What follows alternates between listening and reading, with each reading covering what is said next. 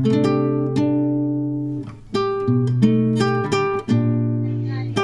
guys, mga parang guys, dumating yung mga bisita ni Ate Kim.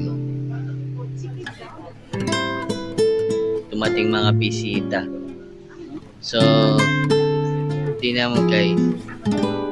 Yan, bukas ipaglilibing si Ate Kim sa Pasay.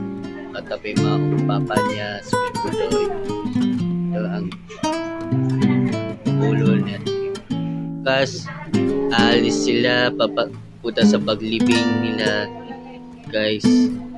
Kung saan nilibing sa Ate Kim, dun sa Pasay, sa katabi mga papa niya, si Budoy. So, bukas, malaman bukas